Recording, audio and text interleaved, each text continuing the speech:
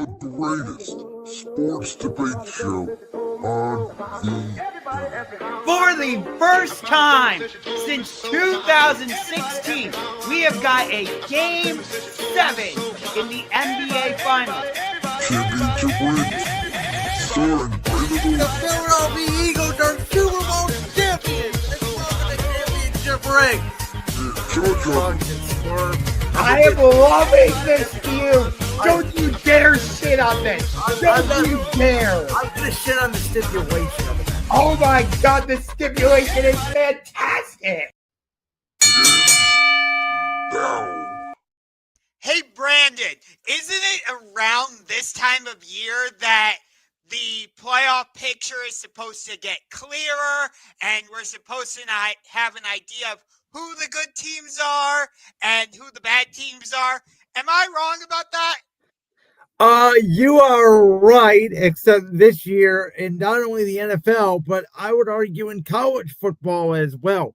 It has been a crazy topsy-turvy year, and we're going to get into all of it tonight. Of course, I'm Brandon Woods, the host of Brandon's World. That is Ungar to the Max, Josh Ungar, the host of the Sports Room Talk Show that you just heard. We were off last week for the Thanksgiving holiday. We hope you all had a wonderful Thanksgiving. But Josh, we have so much to talk about tonight, but I think we know where you want to begin. Yes, because like I said at the top, by this time of year, the AFC playoff picture should be getting clearer. Same with the NFC playoff picture, but both right now are about as clear as mud. Yeah, and we're going to start off with what I witnessed on a horrible Black Friday afternoon for me. By about 6 o'clock Eastern on Black Friday, our good buddy, Sean Fitzgerald, who also works at Voltage Live, literally called me to make sure to do a wellness check on me. Don't worry, Fitz, I'm fine. I'm doing the show tonight. It was obviously not pretty, and we were not on the air for that debacle of a 21-0 collapse against the Cowboys the Sunday before Thanksgiving. But I think you'll be surprised by my answer, Josh. And, it's like, am I concerned about my Eagles? Yes, I'm concerned. Do I think they're going to have a 2023-esque collapse and not make the playoffs? No, I do not. But am I so upset that, oh my God, we're ruining this, and Kevin Patullo is such an idiot that Eagles fans are throwing eggs at his house in New Jersey? No, I'm not, because my takeaway is, we're coming off a Super Bowl. It's a good team. Most NFL teams don't go back-to-back. Well, we probably do have a chance to go back-to-back. It's not looking good, but I can't be upset about it because things happen. And sure, the last 2 weeks haven't gone this team's way. But then again, we weren't on the air, but my favorite big upset of the week this past week was Carolina over the Rams, and that's what happened. So, again, we could say the Eagles are in turmoil, but how good is everybody else around us? You guys got punked on Black Friday by the Chicago Bears. We did, and the weird thing about that game is I know my defense almost gave up 300 yards rushing, but they also only gave up 10 points for 3 quarters, so how mad at them can I possibly be? Do you know the last time we had a repeat NFC East champion? It was 2004. It was my Philadelphia Eagles. Yes. And with this recent skid that the Eagles have hit, guess who it's opened the door for? Dak Prescott. The team that me and you thought combined was going to win 9 games this year. You 4, me 5. And they are already at 6. And we're going to talk about this game, I'm sure. They have a very interesting game Thursday night against the Detroit Lions. And to me, I'll just say this. The only way I see my Eagles potentially losing the division, they have to lose Monday night against the Chargers, and the Cowboys have to win Thursday against the Lions. If those two things both happen, which they could happen, I'm not saying they won't, but if they do happen, that is the only way to me the door gets cracked. Yeah. By the way, if I'm the Dallas Cowboys, I'm not letting George Pickens hit free agency. I am signing him to a contract extension as soon as possible. Him and CeeDee Lamb together have been deadly. But getting back to this game, instead of talking about the Eagles, I want to give credit to the Chicago Bears because they have fully bought into what Ben Johnson has been selling. And I'll tell you what, yes, they should feature DJ more in the passing game. I know you've expressed your opinion about that. But clearly, they've become a run-first team. They've adopted that Detroit style of a two running back system with DeAndre Swift and who's the other guy again? But Monogamy, I forget to say his. Oh, Kyle Monungai. There it is. Monogamy. He's a 7th round pick. So yes, and they were just able to run all up and down the field on you guys. I think against, by the way, Moro Adormo, Jalen Carter, and Jordan Davis, who absolutely did not show up, and the tackling looked like they were playing for a certain team that wears an orange helmet, not a green helmet. So, yeah, that to me was disappointing. And I will get to the Bears, but I want to save them a little bit more because we're going to talk about them way more in the next few topics. So, listen. I don't know what's wrong with this Eagles team. I don't. It doesn't look as bad as 2023, at least in my opinion, on the surface, because it doesn't look like they completely quit. It just looks like the offense has no rhythm. And I think they need to go more up tempo, get in the more no huddle. I think they need to throw the ball more early in the game to Saquon Barkley, Dallas Goedert, AJ Brown, Devontae Smith. Finally, on that note, I looked up the stats. AJ Brown had 10 plus receptions in that game, and then there was a huge drop off until you got to Devontae Smith, who I think had 5 receptions. I looked up the stats earlier. And now it feels like they're overcompensating for AJ Brown. And the thing that I don't get about Batul, and I've said this really since week 1 of the year, it seems to me like he either knows what the defense is doing, and he can really call. Look no further than that first half against Dallas. They went up and down the field, 3 straight possessions, touchdown, touchdown, touchdown. And then it's like the defense adjusts, and he has no idea how to adjust to that, which is my concern. Because there's times where, like that drive to A.J. Brown at the start of the second half, where it went bang, bang, bang, throw the ball to A.J. Brown, touchdown, 5 plays. How hard is that? It should not be that hard to get these guys more involved in the game plan. That's what I don't understand. And they're not running Jalen Hurts for whatever reason, which I think is hurting Saquon Barkley, along with the injuries along the offensive line. Yeah, and they asked this question a few times on the big sports talk shows, and in my opinion, the answer to that question is no. And of course, the question I'm alluding to is, do the Philadelphia Eagles have an identity? And like I just said, my answer, no, they do not. I think that they just think at this point that it's going to be 2024 and they're going to find a way to fix it and everything's going to be fine. And clearly it's not. I thought the Bears game, way more than the Cowboys game, because you can say what you want. Dak Prescott's always had great numbers against the Eagles. I thought it was going to be a close game. It happens. The fact that they got pretty much blown out on their own field on a short week with that defense, especially the way they were playing against the Packers and Lions, that's the wake-up call.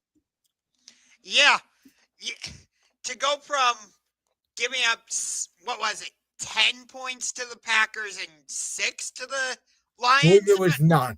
No, it was 7 to the Packers, 9 to the Lions. Okay, so you gave up a combined 16 points. That's what it was. To go from that to what we saw on Black Friday in Philadelphia, might I add, against the Bears was kind of crazy. Well, and again, it was 17-9 in the fourth quarter, despite all that, which is just crazy to me. I wanted to ask you real quick, what was your take on, so the Eagles are down 24-15, and Nick Sirianni obviously goes for 2, and I know you have probably seen the debate on the internet. Greg Olsen and the Manuel Ocho were going back and forth. Greg Olsen was even oddly sparring with fans over this. I personally don't like it. I don't get it. Even if they get the 2 to cut it to 7, I think going from 9 to 8. But the argument that all these analytical people are making is, well, if you don't get the 2 points when you're down 8, it doesn't matter anyways, and you want to know how many 2-point conversions you get. I guess teams are doing this all over the sport. I don't get it. I don't get it. Yeah, teams have become a lot more aggressive, and at times it almost feels like they forget they have kickers. Look at the Detroit Lions, for example. What'd they go for? 4 or 5 times? Well, that's the other thing. Dan Campbell has forgotten. He thinks Dan Campbell's playing like Madden. I mean, they used to be the best 4th down in the league. Now, again, is that a Ben Johnson thing? Was that what made Detroit special? Was Ben Johnson and all the trick plays and all the crazy things to work on 4th down, and now it's not working? Like, I don't know, man. This football season's weird. It really is. And the wacky thing is, the teams we thought were going to be good really haven't been. And the teams we kind of wrote off, they're the teams rising up. Think about it. Right now, the Chicago Bears are the #1 seed in the NFC. But who saw that coming? So we both have the Bears being the 7th seed in the playoffs, and we both have them as a 10-win or 11-win team, and they're at 9 right now. And with their hard schedule coming up, they could certainly be, a 10-win team. They could be an 11-win team. But Josh, I wanted to ask you this question. So, I have a theory about what we've seen in the NFL this year, which is kind of what you mentioned. The bad teams that we thought were going to be bad are good, like the Indianapolis Colts, for example. Some people didn't buy in Jacksonville. They're now leading the AFC South. The Patriots, nobody thought would be this good. They're now the #1 seed in the AFC. And the teams that we thought were going to be great, Kansas City, Buffalo, Baltimore, Philadelphia, you can make the argument. Even Tampa, they feel very distant and could lose the NFC South to Carolina. I think that is going to happen, by the way. So here's my theory. Is in the NFL, I think over the last few years, we've seen a big shift. And that shift is, you mentioned for it more times, more people going for it on 4th down, whether it's a hit or miss, that's what they're doing. They're going for it more on 4th down, and they're going for it more when they get the touchdown. They're going for more 2-point conversions. My thought is the NFL coaching has never been better, and quarterback play for the good teams has never been better. When you have those 2 combinations, it makes everybody in the league better. And then if you don't have both of those elements, aka the Browns, the Raiders, the Jets, the Saints, the Titans, the Cardinals, even let's say a team like Atlanta, you can't compete. We've seen New England, who had one of the worst rosters in the league last year, go from, they don't have a coach, to they hire Mike Vrabel. They're now the #1 seed in the AFC. The Bears went from Matt Eberflus not being able to manage a clock to starting this year 0-2 to now winning 9 out of their last 10 games. Last year, at the start of the year, the Panthers were an absolute train wreck. Now, all of a sudden, year 2 with Dave Canales, Bryce Young looks like he could be a franchise quarterback. I think this is the year. In the NBA the last few years, we've talked about the changing of the guard with the young players coming into the league. I think this is now the NFL's changing of the guard, which is, we're not going to give up big plays. We are going to make you nickel and dime the way down the field. And we are going to have these coaches. The best coaches are going to stand out. And if you have a coach and you have a quarterback, you're going to compete. And it's making the top less predictable and the bottom more predictable. Yeah. By the way, we got Tank Bowl on Sunday because it's the Titans against the Browns. So that's not the Tank Bowl yet. Wait till week 16 when it's the Saints at the Titans. That's a real Tank Bowl. Oh, good Lord. But I mean, that's my theory. I mean, look at Minnesota, right? They go from 14 games last year. They won 14 games. What changed with the Vikings? One thing, quarterback. Honestly, with this Bears roster, yes, they redid the offensive line a little bit. I get that. But the major upgrade was Ben Johnson as a coach. New England, most of their upgrades actually, I would argue, came on the defensive side of the ball outside of Stephon Diggs. Their biggest upgrade was Mike Vrabel. Yeah, which the Browns had him in their building and they let him go out to New England. And here's the thing, though, right? Like, Kevin Stefanski's an offensive-minded coach. If the Browns had a quarterback, you can make an argument the Browns could be leading the AFC North right now. I could make the argument to you right now the Cincinnati Bengals could run the table and win the AFC North at 9-8 because they have Joe Burrow back. Yeah, you are 100% right. But you look at some of these teams, and it's just incredibly dysfunctional. Look at the Browns. Think about it. We've had 40 different starting quarterbacks. No, 42 to be specific, I believe it is, since we made our return in 1999. And under the Haslams alone, it's been absolutely ridiculous. You know, the amount of different decisions we've made. It wouldn't surprise me if Jimmy Haslam clears house again and Stefanski is out and Drew Barry is out. Oh, yeah. Look at a team like the Patriots. For last year, they were one of the most dysfunctional teams of the week. We all felt like, yeah, Drake May's a good quarterback, but we don't know how good he is because he has no weapons. And, I don't know. They're about to clinch the number one seed in the AFC in probably a couple weeks, and people are talking about if Mike Vrabel and Drake May are the next Belichick and freaking Brady. I know. In one offseason. And I mean, this isn't a matter of this time last year, Robert Kraft had made the decision, I believe already, to fire Gerard Mayo. And look where they are now. And again, yes, they brought in Travion Henderson, who's been picking it up late as a rookie. Yes, Stephon Diggs has helped the offense. But where's their major acquisition? I don't see anything that made you go, oh my God, look at what. It's not like the Patriots traded for Micah Parsons. No. But you know what Mike Vrabel brought to that organization? Stability. Let me just say this. Well, he brought a toughness and a culture because you can make an argument about stability, but technically, if you're going where I think you're going, the Browns have had stability technically for the last 6 years. Yes, but actually that's not quite where I was going, but I'm glad you brought it up anyway.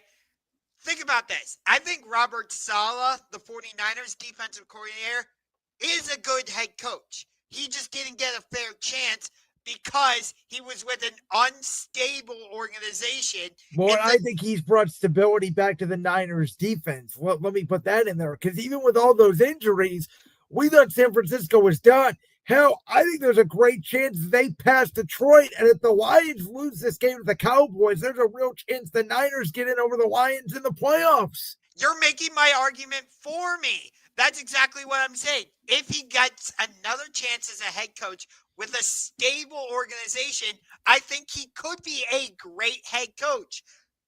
But, during his first stint with the New Jersey Jets, they were not a stable organization. No, they're not. So, of course, it wasn't going to work.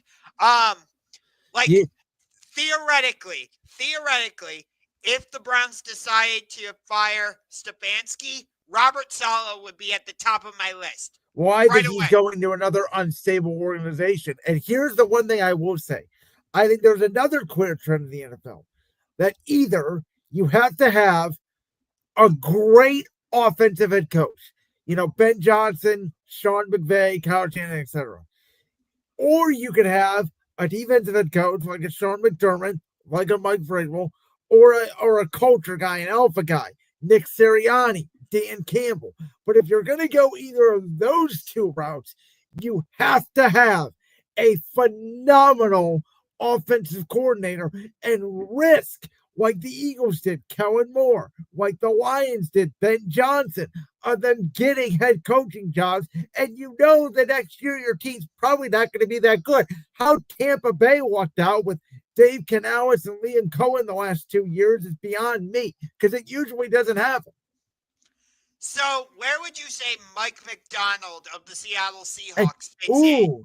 you know what? That's a great question because I've heard this a lot about Mike McDonald, how he's, the defensive version of Sean McVay. He came in, and I'll give you credit. You were on this with the Seahawks. Mike McDonald has come in, and his side of the ball, it's what I always look for in a head coach. Their side of the ball instantly got better on defense. But I will say this. They upgraded significantly this year at offensive coordinator, going from Ryan Grubb to Quinn Kubiak, who we all missed because the Saints last year were a weird team. But I think Quinn Kubiak should be on the very short list of head coaching candidates this offseason. And if they get him, I'm not sure Seattle's going to be as good next year because I think Sam Darnold fits that scheme perfectly. So I do think McDonald's a great head coach. I like what he's doing. But is he a byproduct of the fact that on the offense side of the ball, he didn't have to do anything because Quinn Kubiak's running the show the way Joe Brady has done, similarly with McDermott, and McDaniels has done for Drake May in New England. And yet, when Josh McDaniels was a head coach, he completely failed. Yeah, I don't get it. He's the one mystery because you look at a guy like Shane Steichen. He's been, I would argue, a great head coach. I think he's gotten the most out of Daniel Jones he possibly could. Now, he's a different story. And the Colts, we were talking about that as a story of the year. Now Daniel Jones is a broken fibula, and to me, they may completely collapse. We thought the Texans were dead, and D'Amico Ryans, by the way, is another story where he's a defensive guy. They removed the offensive guy. I'm forgetting his name now, the OC they had last year. And it took the Texans a month or two. But now all of a sudden, you can make an argument the Texans have been a top 3 team in the league the last month. Yeah, their defense absolutely clamped down on Josh Allen, didn't let him do anything. And then they go into Indy and bottle up the Colts. And I'm telling you right now, one of my games of the week this week is Sunday Night Football. That is a playoff game. The loser of that game to me is out. Texans, Chiefs, Sunday night in Arrowhead. And the Chiefs are banged up in the offensive line, and the Texans have the best defense in the NFL, and I don't think it's deniable at this point. But are the Texans going to be able to run the ball? That's going to be one of the keys. Well, I think they are. I mean, the Chiefs' defense has not been the same this year. That's the biggest story with Kansas City. They're not sustaining drives. Yes, they have Mahomes. Yes, they have Andy Reid. They can't get a stop for whatever reason. Do you remember when the Chiefs got Rashid Rice and Xavier Worthy back together and were like, and they beat the hell out of the Raiders and the Commanders. And by the way, the Commanders, Dan Quinn and Cliff Kingsbury, they were fighting like hell. They should have beat Denver Sunday night. They really should have. I don't know what the story is there. I mean, I'll be honest. I thought, hand up here, I thought the refs had the money line of the Denver Broncos. I thought they were trying to screw over the Commanders.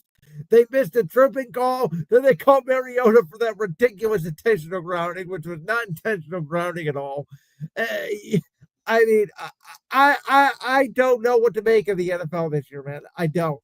But to answer the question on the screen, I truly don't know. For a little bit of transparency, I'll tell you, my eye test tells me it's New England. From every team I've seen, I think they're the best. The problem is, if they're the 2 seed and they're in a first-round matchup with either Kansas City or Buffalo, I'm picking the Chiefs or the Bills. And I'm telling you right now, I will, and I don't care what the line is. Okay. So it's interesting we're talking about this because I did power rankings earlier today, and again, Denver Broncos fans, I'm sorry I left you out at first. I actually had to add them in. Hold on. We got to address that real quick live in the air. Josh, how do you forget the team that you picked to win the AFC West this year, and the team that I think now they have the second best record behind New England, at least in the AFC, but I think in the whole NFL? I think it was because they got in a really close game against the Washington Commanders, and I was looking at some of the other teams that had more dominant performances, and somehow they just evaded me. Are you But sure it's not deep down? Because you know that even though the Broncos beat them, the Chiefs are better.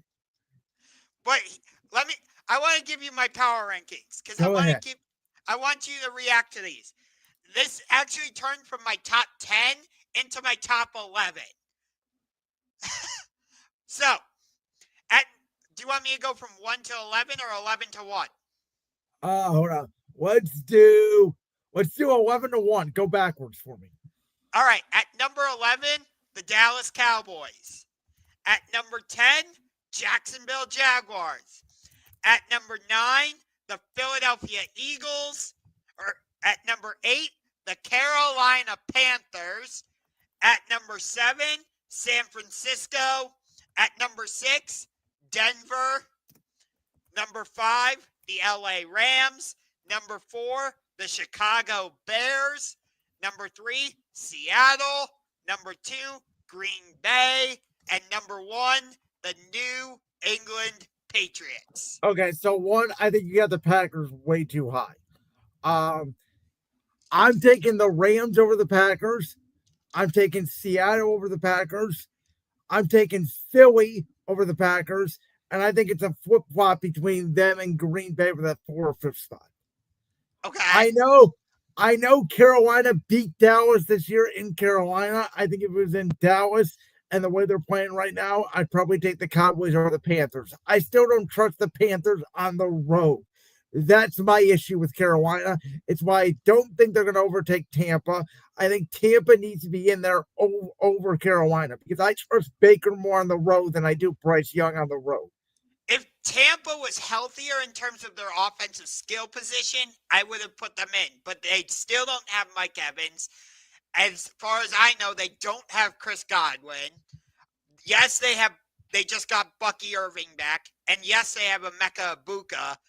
But if they were healthier, I would have put them in. But because they don't have Mike Evans and because they don't have Chris Godwin, at least as far as I know, I've got Carolina ahead of them.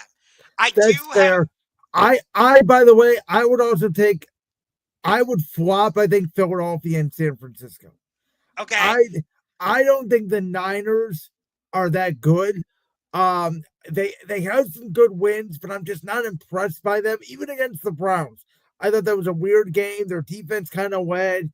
Brock Purdy didn't do anything special. I still don't trust Brock Purdy in a big playoff moment. And I will absolutely, even though he has not played well over the last month, we know, and we've talked about this on the show before, when it comes to big playoff moments, give me Jalen Hurts. And I will wholeheartedly believe that. So that's why I flip-flop Philly and San Francisco. I would also take the Rams over Seattle. So I would probably flip-flop the Rams and the Seahawks as well because I think the Rams are better than Seattle. Well, yes, the Rams already beat the Seahawks in LA a couple weeks ago. I'll give you that. But I'm not just talking about that. That's what the eye test tells me because over the last 2 weeks, Sam Darnold has not played well. They could have played me or you and beat the Minnesota Vikings. Their offense didn't have to do anything. No. And Sam Darnold is going to have to prove to me that he can literally get over the Rams because... And by the way, he did not play that well Sunday either. No, but he didn't have to. Well, again, that's the last 2 weeks, though. Against the Rams, he didn't play well. They lost against the Vikings. He did not play well, and they got away with it because the Vikings don't have a quarterback, basically. No, they had Max Brosmer or something. Who made a worse throw than Will Levis, if that's possible. That might be the worst throw in the history of the NFL. That was horrible. But since you have this topic bar up there in terms of MVP, I guess I'll just get to that right now. Yeah, go ahead. Drake May is still number 1 for me. That did not change.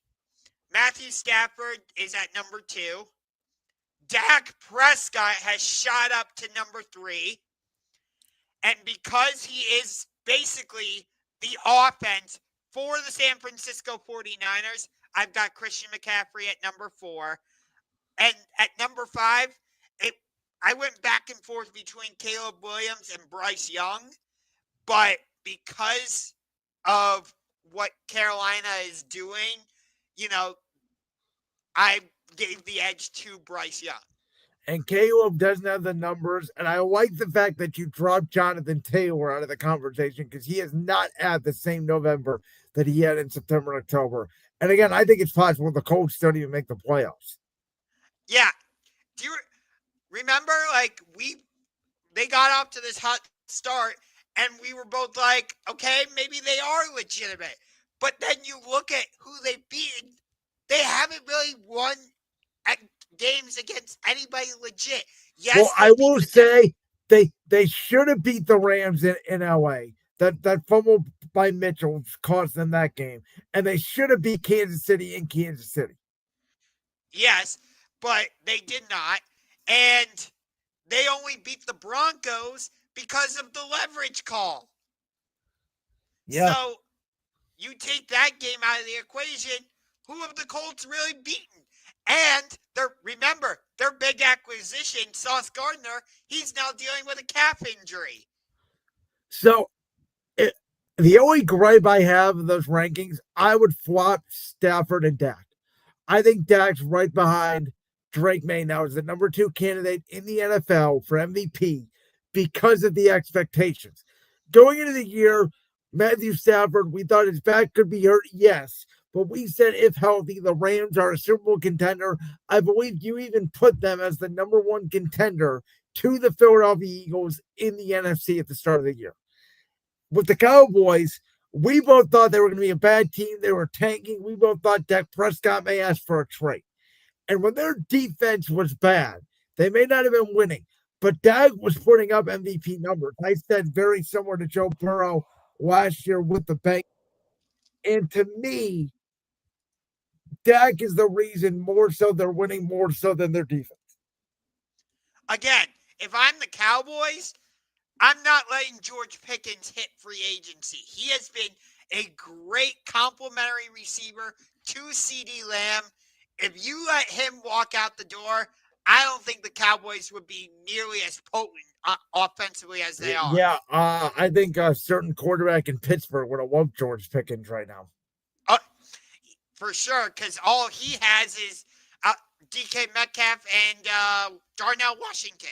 Well, we'll get to them in a little bit. We have 2 huge games to preview. There's a lot more huge games. We're going to preview these 2 for Week 14. And the first one here is in the NFC North with the Chicago Bears, who are 9-3. They are at the Green Bay Packers, who are 8-3-1. Josh, I'm going to ask you this question to start off the preview. Are you shocked, like I am, that the Packers are almost a touchdown favorite in this game at home? Yes. And to be frank with you, yes, this is the oldest rivalry in the NFL, but this is the biggest game I can remember since maybe 2013, Week 17. I would say 2010, the NFC Championship game. Yeah. Prior to this game, that was the big game I could remember was the 2010 NFC Championship. The 2013 game didn't even dawn on me because, yes, it's supposedly a rivalry, but Aaron Rodgers, Brett Favre, now Jordan Love have all dominated for the Packers, and the Bears have been, quarterbacking in wilderness.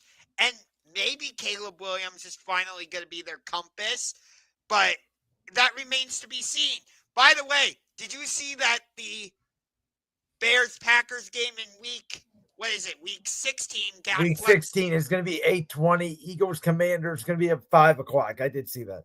Yes, on Saturday. I originally thought they were flexing that into the Sunday night game, which is currently Bengals at Dolphins. No, they'll flex Patriots, Ravens into that. They announced these 2 Saturday games before the season. They just never announced a time, and they can't flex out Saturday games. So these are going to stay. So actually, I like your Patriots-Ravens pick, but this other one I would mention to be flexed in would be that Jaguars-Broncos game. But getting back to this game, it's interesting because this is the first of two meetings that they're going to play each other in 3 weeks. The Bears will host the Cleveland Browns in between these two games, while the Packers will be at the Denver Broncos.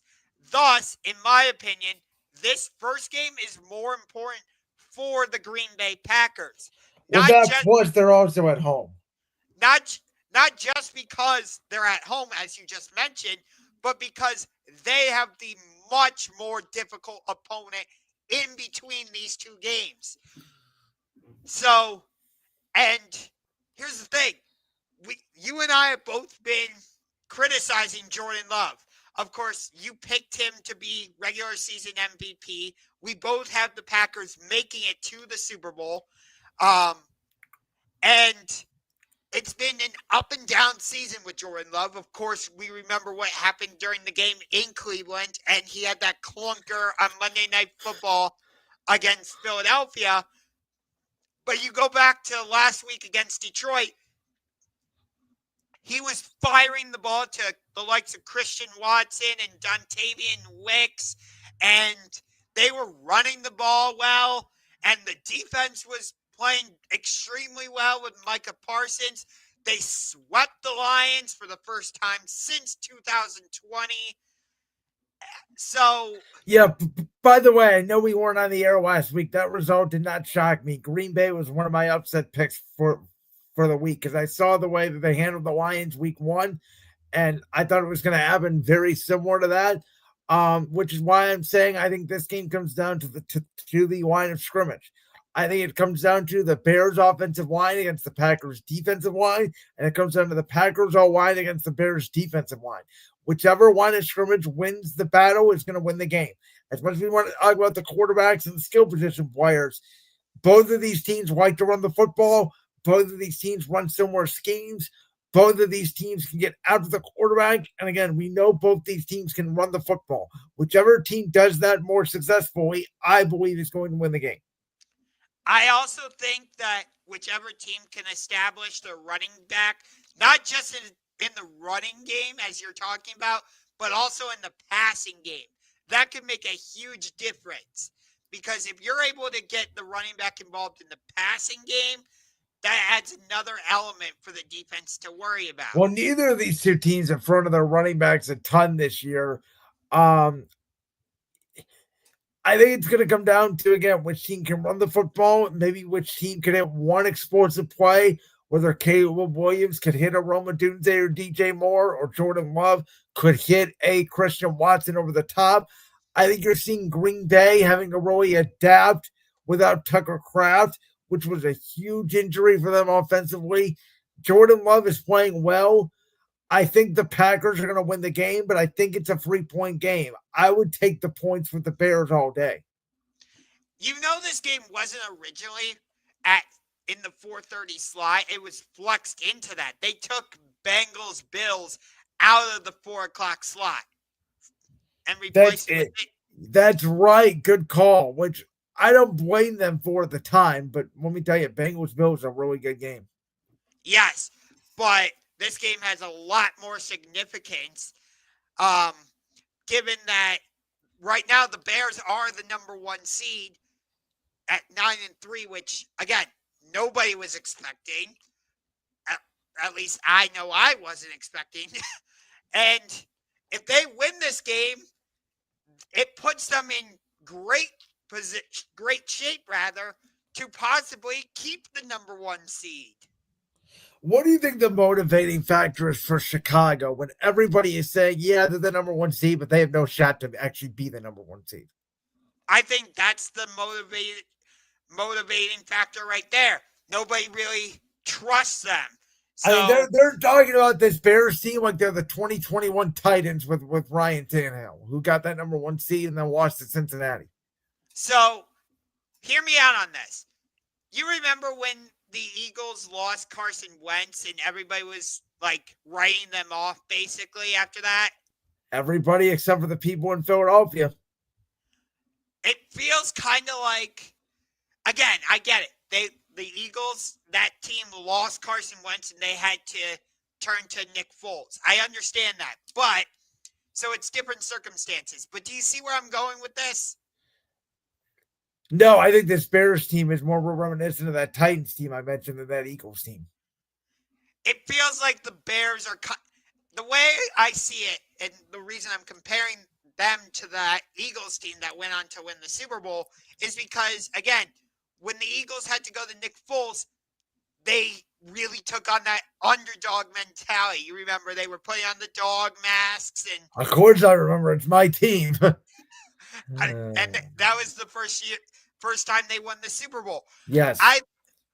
That's where I'm going with this. It feels like people are saying, yeah, but with the Chicago Bears. Kind of like how people were saying, yeah, but with the Philadelphia Eagles. You can make an argument, though, they're saying, yeah, but about the New England Patriots over in the other conference, too.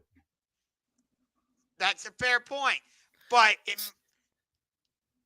at least in my head, the comparison between that Eagles team and this Bears team makes sense. I'm trying to explain it as best as I can. We'll see if the Bears can really bring out that dog mask on Sunday and pull out the upset. This is Josh's favorite rivalry in the NFL. It is the 6-6 Steelers against the Ravens 6-6.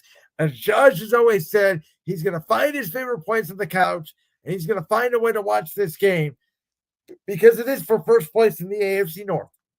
Yes, and the only way I'm going to be able to watch this game on Sunday is through NFL Red Zone.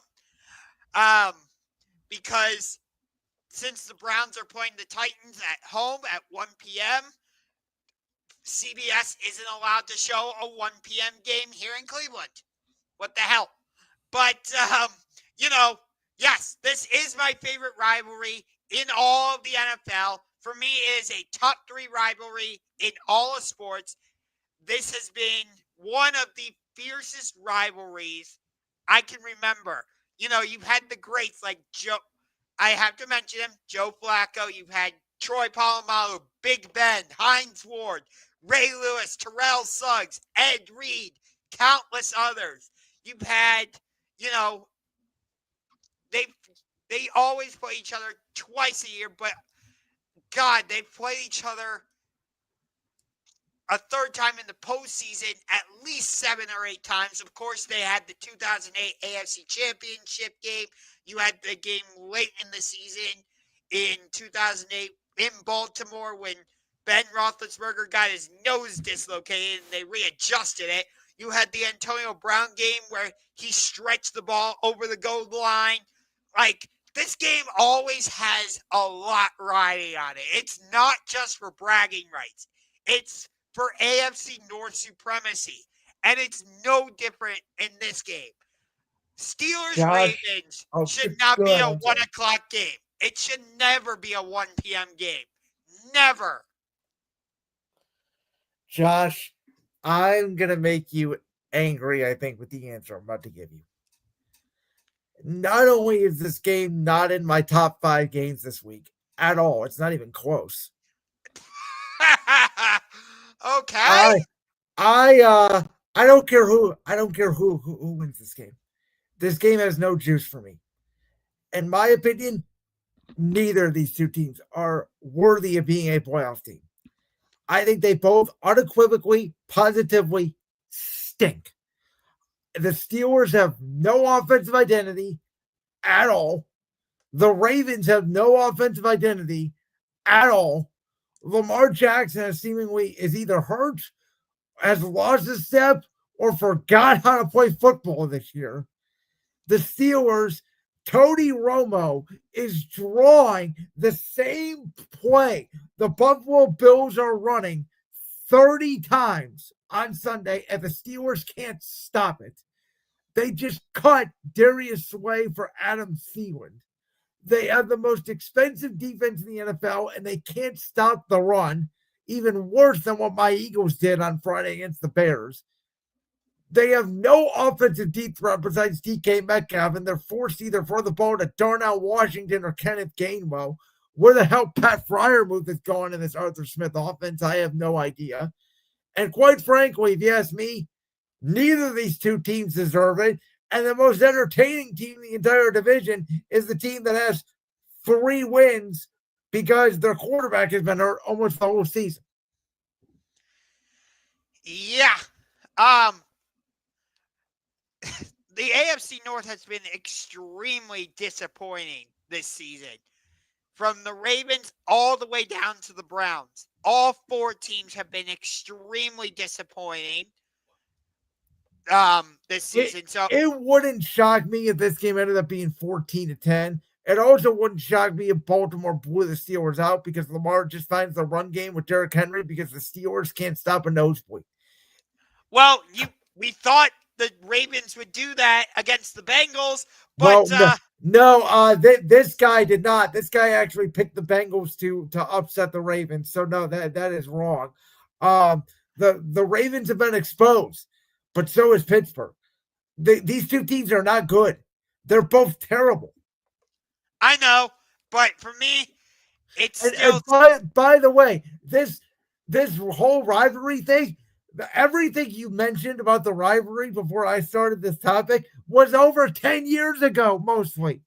And you think I give a shit?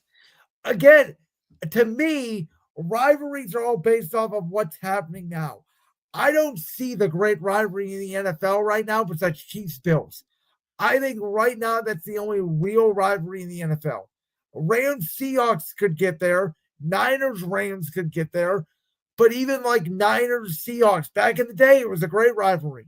Now it's not. That's how I look at rivalries. It's what are you doing for me now? And since Joe Flacco and Ben Roethlisberger have left, and we've had this iteration of Kenny Pickett or Mitch Trubisky or Russell Wilson versus Lamar or Snoop Huntley or whoever the Ravens want to throw out there, it doesn't feel the same. No, it doesn't, but it's still Pittsburgh-Baltimore. And for me, okay, that's great. That means it's going to be 13-10. And in this case, I don't care. I want to watch it.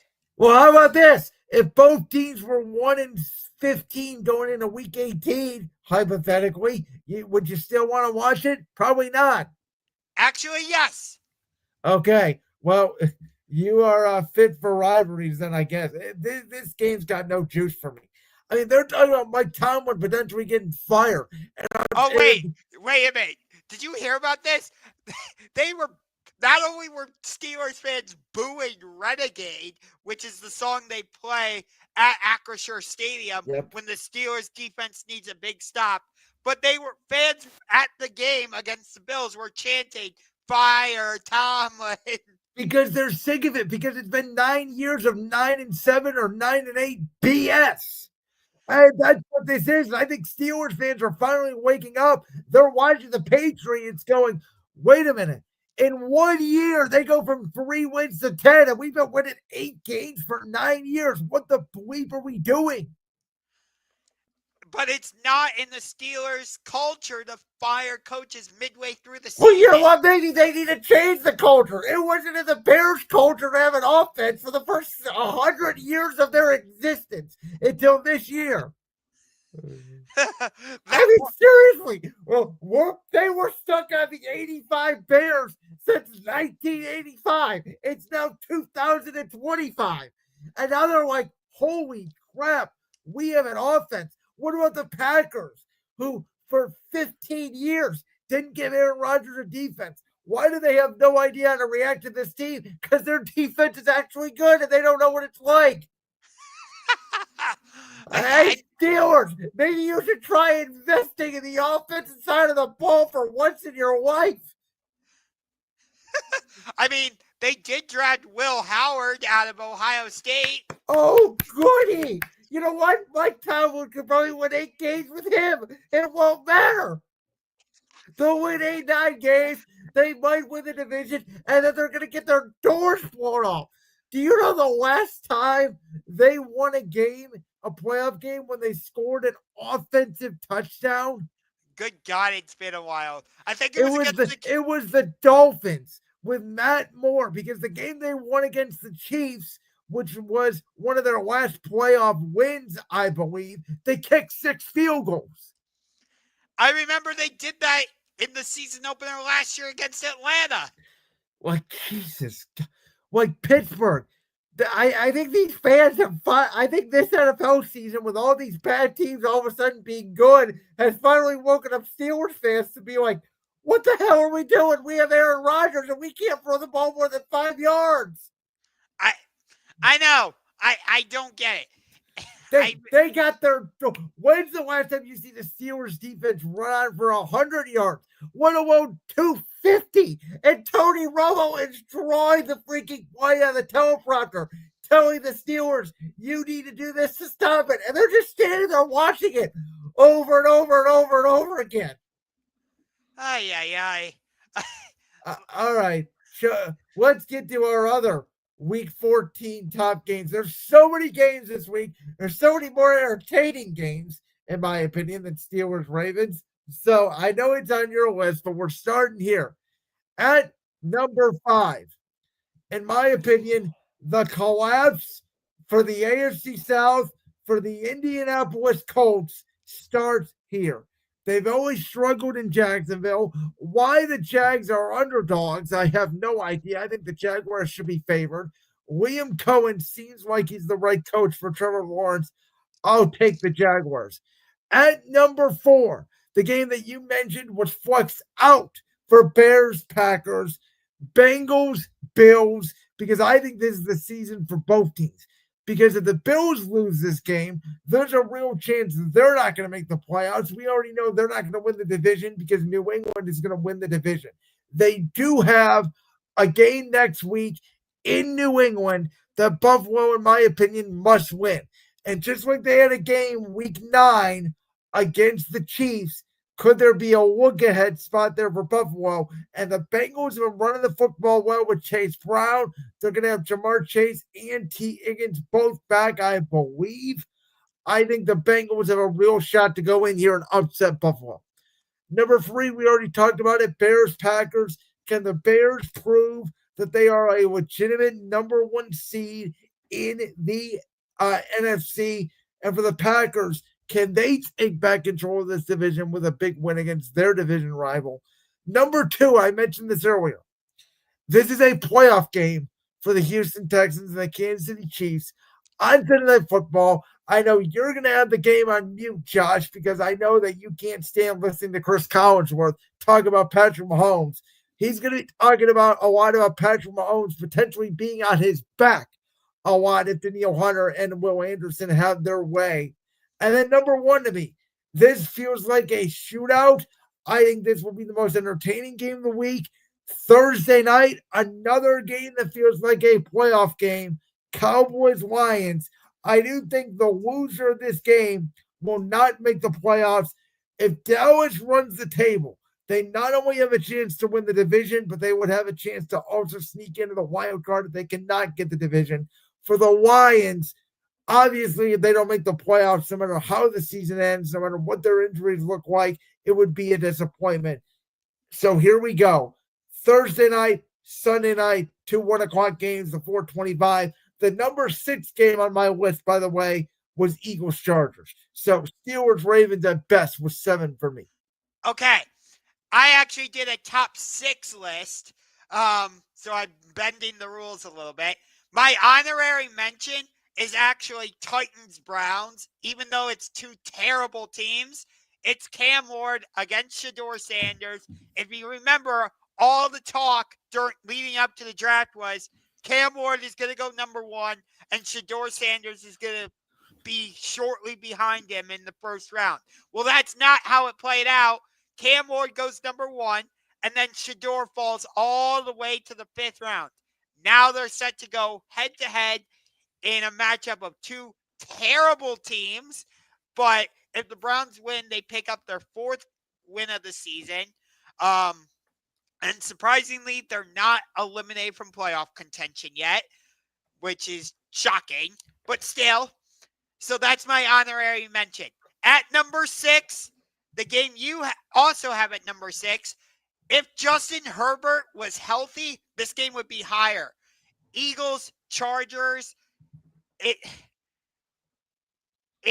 I feel like this is going to be an Eagles home game, even though it's in LA, because, well, SoFi hasn't really felt like a Chargers home game or a Rams home game, although more so Rams than Chargers, I would say. But still, I like the Chargers, but if Justin Herbert is out, it takes some of the excitement and interest away from this game. And the fact that the Eagles are having a total offensive identity crisis, it takes some of the intrigue away from this game for me. At number 5, no, I will not have the TV on mute. I'm willing to listen to Chris Collinsworth this time around. Does it change a tune? What changes the tune? Because the last time I did that and tried to listen to the game through the ESPN app on radio, I couldn't get the broadcast. Okay. So you are right. This is a playoff eliminator. It is the Houston Texans taking on the Kansas City Chiefs in Arrowhead. And I think that's what gives the Chiefs an advantage. The fact that it's a night game in Arrowhead. You know how well Patrick Mahomes plays in Arrowhead during night games. And I think he might be able to find his rhythm. But if Danielle Hunter and Will Anderson have a say, he might end up on his backside. But by the same token, I don't fully trust Houston's offensive line. And C.J. Stroud is just coming back. They actually played better offensively with Davis Mills, I felt like. So that's a little interesting caveat in this whole thing. At number 4, you mentioned it. The Colts, they do not play well when they go down to Duval County for whatever reason. The Jaguars have just continued to beat them over and over and over again. And now the Colts are in free fall. And here the Jaguars are, even without Travis Hunter and Brian Thomas not playing his best, they are now currently, leading the division. And Jacksonville has already played their 2 games against Houston. Indy, I believe, still has another game against Houston left. And these 2 teams have to play each other again down or up in Indy. I believe that is week 16, if I'm not mistaken, or maybe week 17. But either way, I think this game is more important for Jacksonville because because you want to show that, yes, we are a legitimate contender. At number 3, I've got the Dallas Cowboys taking on the Detroit Lions Thursday night football.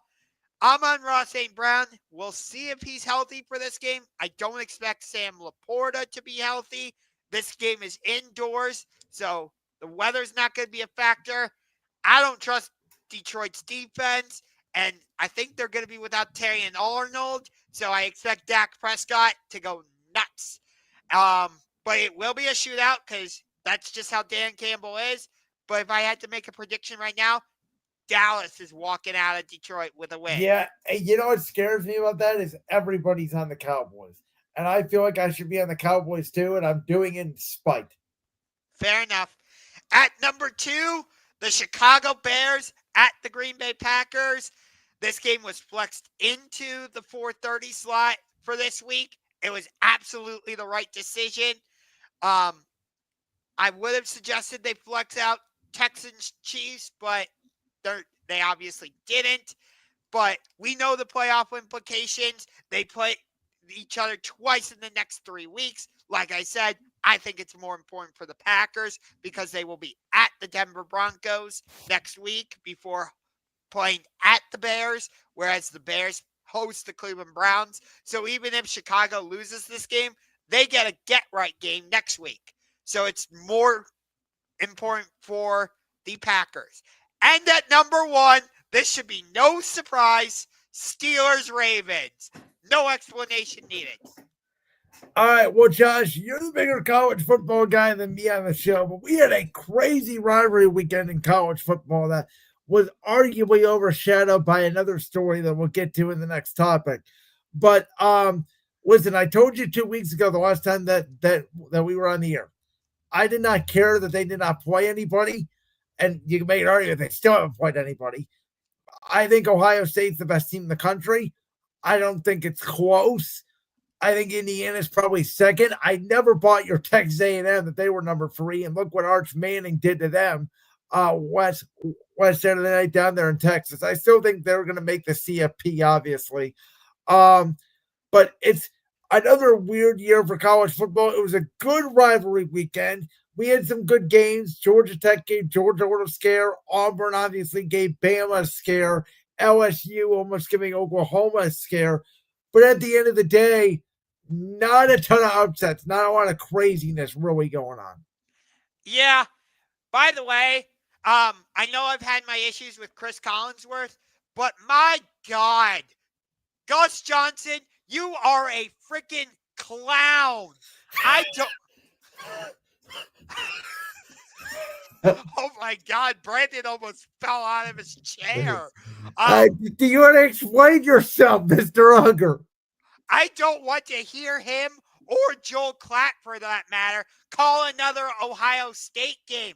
My God, it's when those two are calling a game for Ohio State, it sounds like they work for the Ohio State Buckeyes.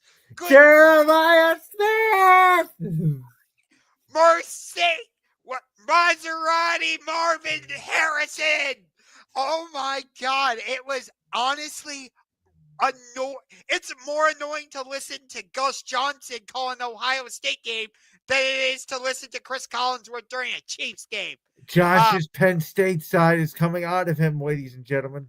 So thank God I will not be watching the Big Ten Championship. That outside Alabama, Georgia, that's the best game of the weekend.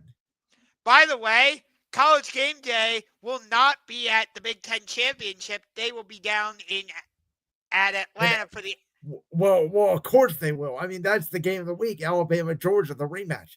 And we're going to get to see this weekend. I'm going to watch both these games because I really want to see Ty Simpson and Mendoza, the two quarterbacks that are rated number 1 and number 2 right now, go up against NFL style and NFL level defenses. I think Ohio State is just going to toy with Indiana. I do too. I want to see Mendoza against that defense, which is historically great. I believe Ohio State's as good, if not better, than 2019 LSU because I think they have a better defense than that LSU team. And I think those two receivers could equal what Justin Jefferson and Jamar Chase were to that team. Good God, Jeremiah Smith. First of all, I didn't think that was a touchdown on that first series, but point aside, because it didn't end up mattering. If it had been they toyed with Michigan. I mean, even Michigan went up 6-0. You're like, oh, they have no shot to win this game. Yeah, even when Michigan was up early, I was like, yeah, Ohio State's still going to win. Whatever. Yeah, I mean, it was 17-9. It felt over, and Matt Patricia's been a wizard there. Ohio State just says it's the talent, but it's also their coaching. What Ryan Day has done since that Michigan debacle last year, I'm sorry, I don't mean to sound like an Ohio State homer because you know I'm not. You just watch them and you go, they could beat the Titans, the Raiders, the Jets, the Saints, and probably the Browns. I don't know because of the Browns defense, but they're better than like 4 NFL teams. So the Georgia-Alabama game isn't the only rematch happening this weekend because you also have BYU Texas Tech, which is a rematch. I don't care about that game. To me, we have 9 playoff spots decided to me. And the Big 12, the Mountain Championship, and the ACC Championship are going to decide the other 3 spots, and none of those teams have a shot to win the national championship. I do think Texas Tech has a legitimate chance, if they get placed in the right spot in the bracket, to run the table and win the national championship. I believe in the Red Raiders and what they're doing. Well, you also believed in Texas A&M, and look what they did. Ever since you said they believed in them, they fell off a cliff. They had to come back down 27-0 after they ran into a security guard, and they lose to Arch Manning. Texas is in an interesting spot. I don't buy Texas should be in at all. I think it's ridiculous. If you put Texas in, then Bama should have been in a year ago. That's my argument. You know who I think doesn't belong? Vanderbilt. I don't think Well, no, Vanderbilt. they don't belong either. I'll tell you right now, in my opinion, these are the 9 teams that do belong, and I could be missing one. So I'm going to exclude the Big 12 champion, the Mountain West champion, and the ACC champion. There's only 3 spots for each one of those. But I think Why Mountain West? Because there's going to be a Mountain West champion. That's going to be 1 spot, right? Aren't they a part of the Power 5? No. It's probably good. You're thinking of the group of 5 teams. It's probably going to be either Tulane or James Madison that get that spot, not a Mountain West team. Okay, that's fair. But I think out of the Big 10, you're going to have Ohio State, you're going to have Oregon, you're going to have Indiana. To me, that's it. That's your 3. Out of the SEC, you're going to have Alabama, you're going to have Georgia, you're going to have Texas A&M, you're going to have Oklahoma. So that's 4. I also think Notre Dame deserves to get in. So that's 5. They're actually doing the rankings right now. Utah, it comes in at number 15. Vanderbilt is at number 14. Texas comes in at number 13. Okay, that's right. That's about right. That's where I would have Texas. I don't think you should have 3 losses and deserve to get in. I know that they were on the road, and I know they lost to the likes of Georgia and Ohio State, but you can't have 3 losses to me and get in. So hopefully they have not revealed number 12. Ole Miss is the other one I was thinking about. So Ole Miss, another SEC team. So that's there. I just mentioned to you. 5 Miami SEC. is number 12. What does Miami have to do to jump over Notre Dame? Miami beat Notre Dame. What the hell? Okay, but they also lost to a cupcake. That's the difference. You can't lose to. You get no. Head-to-head does not matter that much. It doesn't not matter over the resume. Are you kidding me? What? No, the resume matters more than head-to-head. That's what the committee has told you. They are looking at body of work over head-to-head. That is literally their definition of the committee. BYU comes in at number 11, and I would expect Alabama to be at number 10, and then Notre Dame at number 9.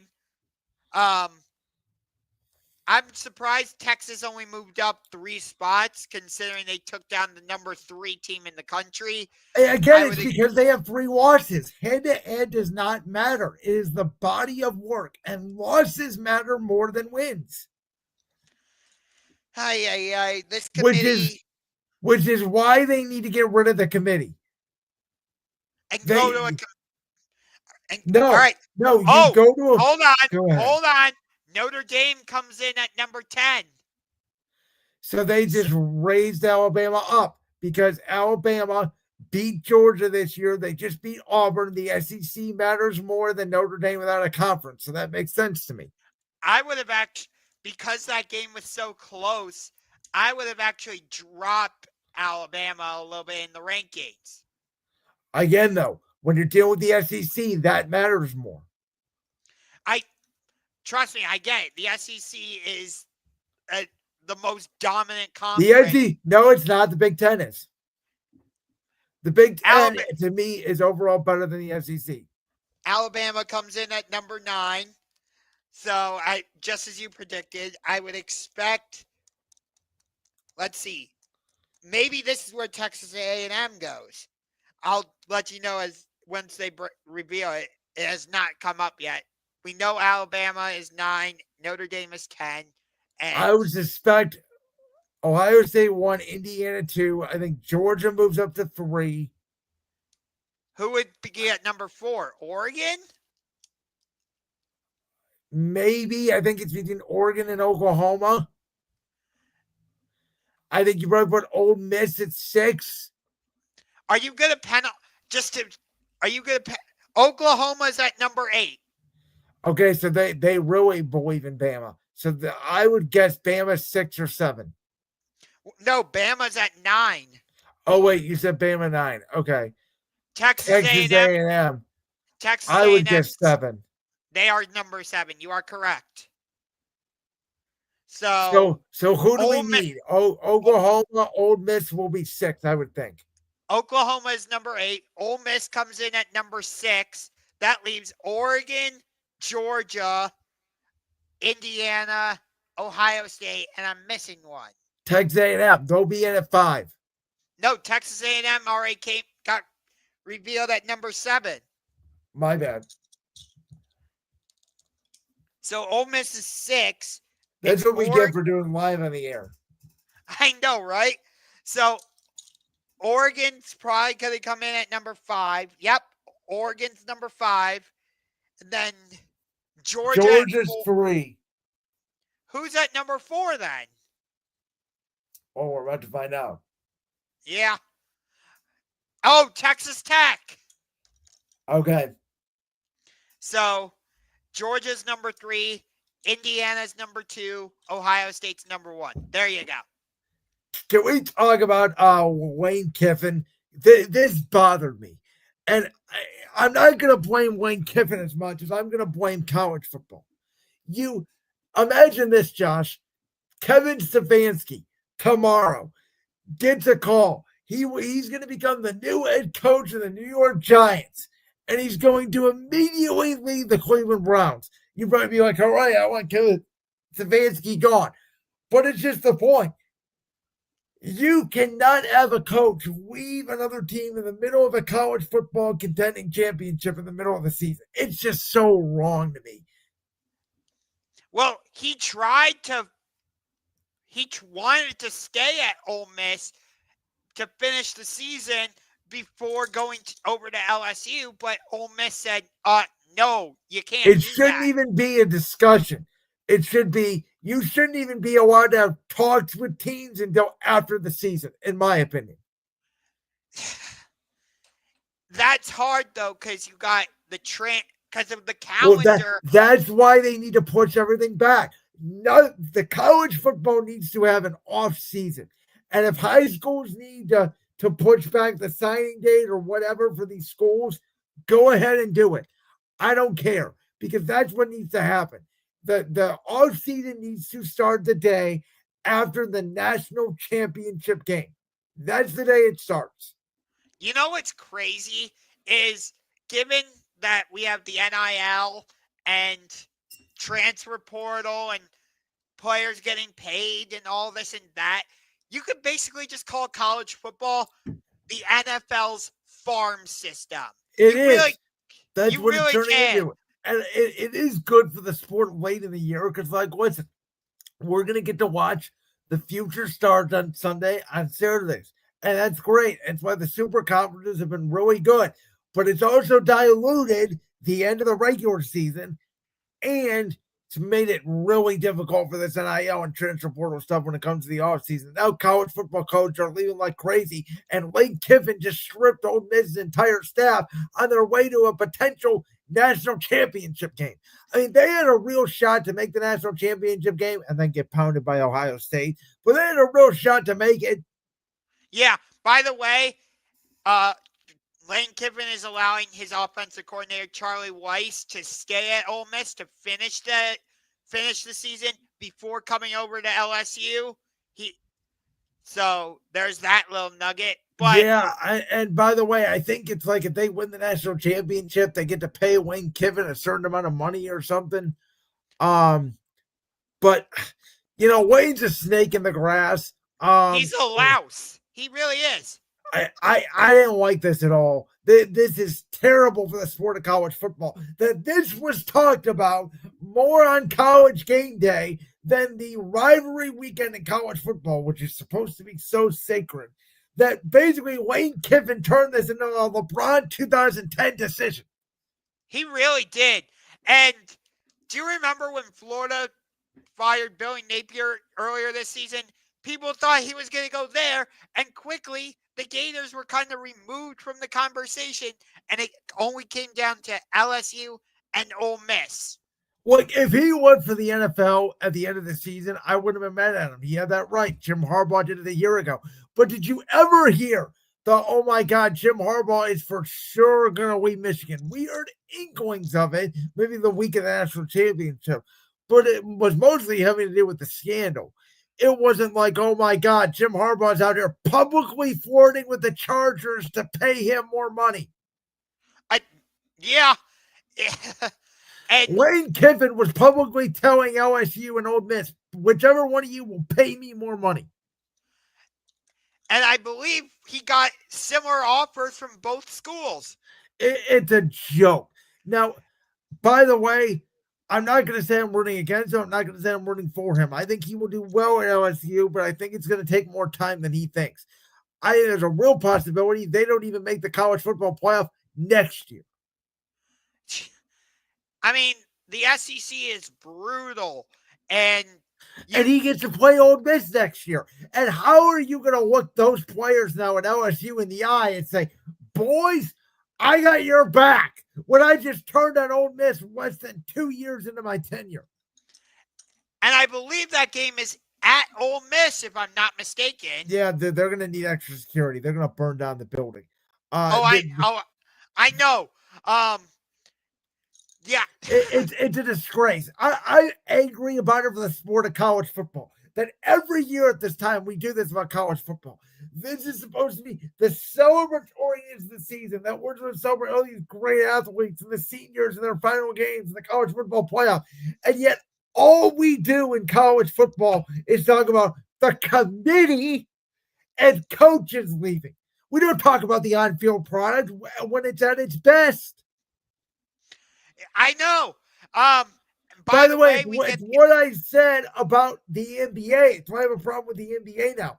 We don't talk about the on-field product. All we want to talk about is, oh my God, is Kevin Durant going to request another trade? Or, oh my God, Mike Malone got fired 3 days before the postseason. What? Like, wait, to that point, most of what we hear on like First Take now is like, oh, they're talking. Remember when Alex Ovechkin broke the all-time goals record? Like, I know you're not a big hockey fan, but that was one of the big stories. One of the first topics I heard on First Take the day after Alex Ovechkin became the all-time leading scorer in the NHL was, how does he compare to LeBron James? It's like, what? Like, that's what we do. We don't talk about the current on. Last year, I think the Thunder, and again, not to get off topic, but the Thunder felt disrespected because no one wanted to talk about them, because all they wanted to talk about was the day of Game 7 of the NBA Finals. Kevin Durant got traded to the Houston Rockets. There's something fundamentally wrong with that, and college football is the same issue. We should have not been talking about Lane Kiffin. We should have been talking about Georgia beating Georgia Tech. We should have been talking about Ohio State and Michigan. We should have been talking about Alabama, Auburn. We should have been talking about Oregon, Washington, all these other, Florida, Oklahoma, all these other big rivalry games. And instead, all we talked about was this jackass and whether or not he was going to make a decision or not. And that's the truth. I'm sorry, folks.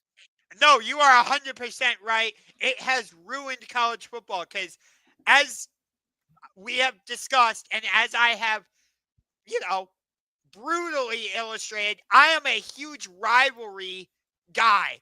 I love the Oregon-Washington rivalry. I love the Ohio State-Michigan rivalry. And instead of talking about the impact of what happens if Michigan wins a 5th straight time against Ohio State, or what happens if Auburn beats Alabama, or some of these other what-if scenarios. And that wasn't even the conversation. That part didn't even come up. It was, Ohio State or Alabama is probably going to win. But let's talk about Lane Kiffin. Or let's talk about, this BYU coach maybe going somewhere. And then they had to step in. They had to step in and say, the BYU coach is going to stay. And, then they started talking about Bill Belichick. Well, what the hell? North Carolina's irrelevant. What the hell are we talking about North Carolina for and Jordan Hudson? Give me a break, man. So, by the way, it sounds like the BYU coach is going to go to Penn State. The two sides have mutual interest, but the BYU he just said he's staying. Oh, well, last I heard, there was mutual interest between him and Penn State. He just But- told people today he's staying. Okay, maybe I'm wrong, but that's the last I heard was there Again, was now we got to talk about Penn State's head coaching search. That's what they're going to spend all this week on. Well, now who's Penn State going to hire? I don't know. I think the number 1 and number 2 team in the country are playing this weekend. Yep. No disrespect to your nifty Lions, but that's the truth. No, I don't take any disrespect from that. And think about this. You know, we have 2 big college basketball games going on. I haven't heard a peep about them. It's the ACC SEC Challenge. You got the Florida Gators, the reigning defending national champions, playing at Cameron Indoor against the Duke Blue Devils.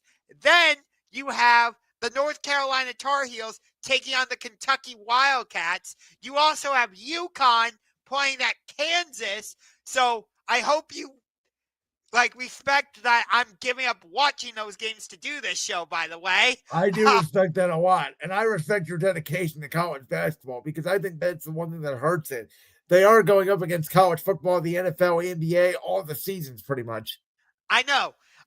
By the way, I'm probably going to the Cleveland Hoops Showdown, or Cleveland Hoops Classic, rather, on December 13th. Ohio State is taking on West Virginia at Rocket Arena. Speaking of hoops, let's ahead. dive into this real quick as we're going to end our show. J.B. Bickerstaff and the Detroit Pistons. You called this for the season. I'll give it to you. They're the best team in the East. They're not the best team in the West because that team's got a chance to break an all-time record. But they remind me a lot of the Cavaliers team that JB had where we were a really good team and then choked our brains out in the playoffs. But to answer the question directly on the screen, are they the biggest surprise in the NBA thus far? No. The biggest surprise thus far are those boys down in South Beach. You were the one saying heat culture is dead. And yet here they are. They're one of the top 6 teams in the East. I think they're like number 3 or number 4 right now. Well, they're 14-7, yeah. Did you expect the Miami Heat to be 14-7? I know No, I didn't. I did not, but I certainly didn't expect the Pistons to be 13-4. I'll tell you that. I think on the negative side, I didn't expect Indiana to be this bad to the point where they can barely win a game. They're 4-17. Yeah, Miami's, by the way, Miami is 14-7. They are 3rd in the East. And by the way, who called it that the Toronto Raptors would be a top 6 seed? You did. It's also still very early. We got to remember the NBA season hasn't hit till Christmas yet. But usually if you're 13-4, you're going to be a top 6 seed. So as long as the Pistons stay healthy, I mean, I think Cade Cunningham could be an MVP candidate this year. Though if the Thunder goes 74-8, it's going to go to SGA again because he's going to get 30 points a game from the free throw line. Oh, stop calling him a free throw merchant. Well, he is. Again, here we go again. How many points per game did he average from the free throw line? About half his points. He's just that good. But He I'll can't tell be you, that good when he's barely got the ball in his hands. The refs are already blowing the whistle. I'll tell you this. One of the biggest disappointments thus far has been our hometown team. What the hell? We don't care about the regular season. That's why I'm not calling us disappointed. We're playing Naquin Tomlin and Jalen Tyson and whoever the hell else we're playing out there. We're not even playing our guys.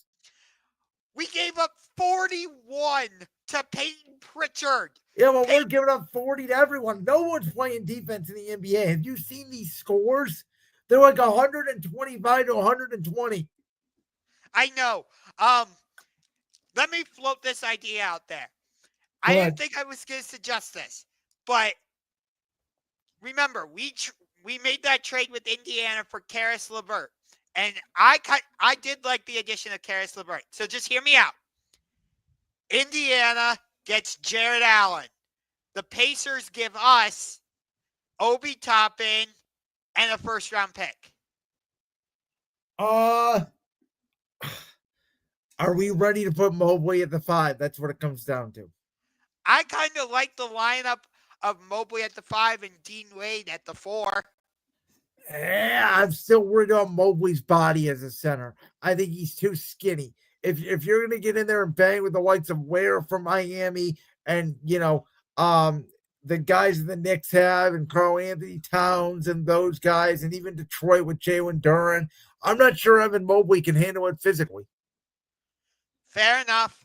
So But I don't know. I'll be honest with you. I've watched less NBA basketball this year than I usually have at this point in the year, which is not a lot. I watched opening night, and occasionally here and there, I've seen a little bit of the Lakers.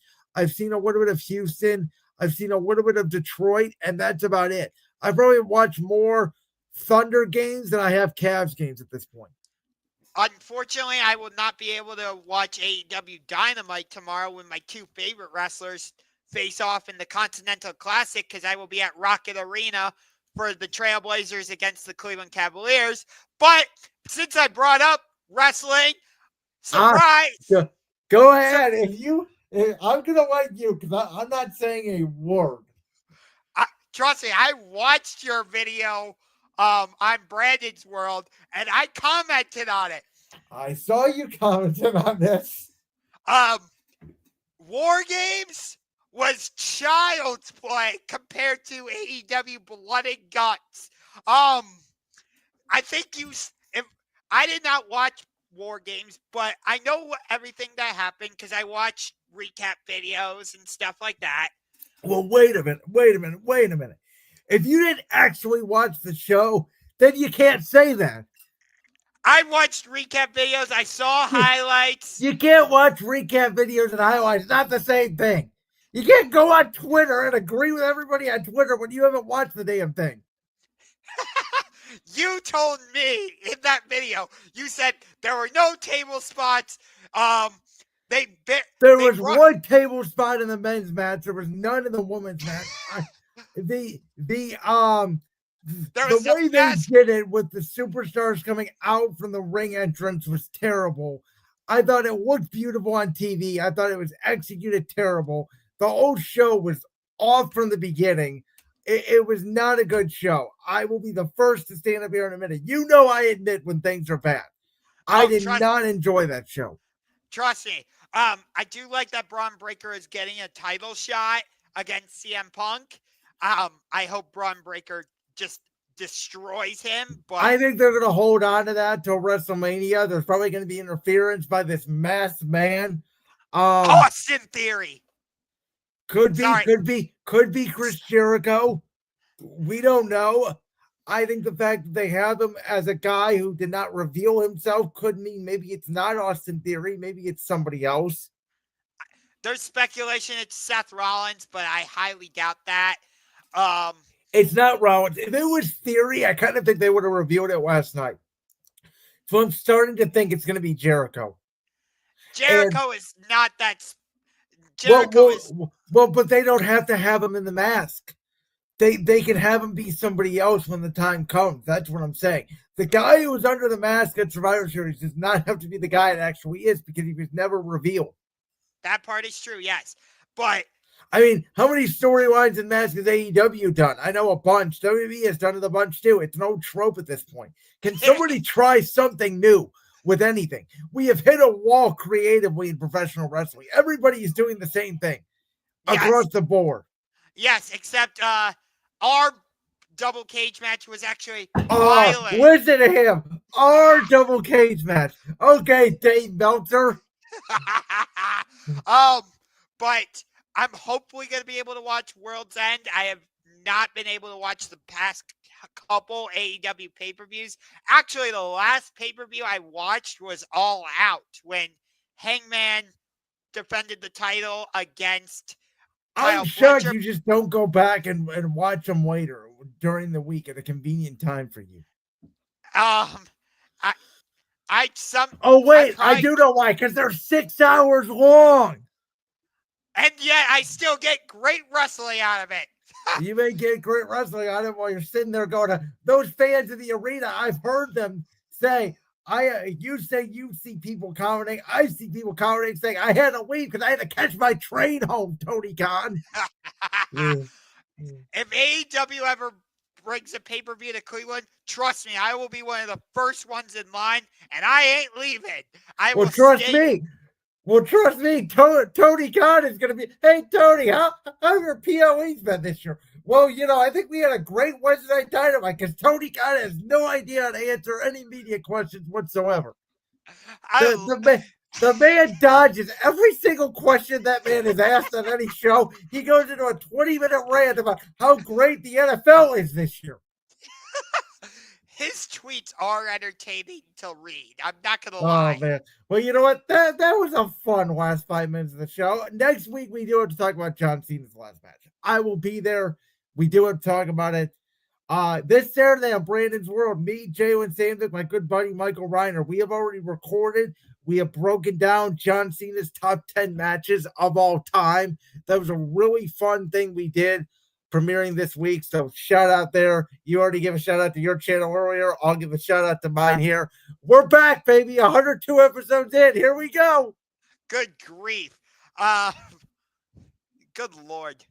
Man, that was all right, guys. We're gonna wrap it up for the night. We appreciate you guys. This has been episode 102 of Championship Rings. We'll be back next week. As always, I'm Brandon Willis, host of Brandon's World. He's Ungar the Max, host of the Sports Room Talk Show. What I will call AEW's #1 fan, Josh Ungar. I'll call you WWE's #1 fan. Well, Brandon Lewis. that's not even close. I'll tell you that from some of the other people I know. But with that being said, we'll see you guys next week. And peace.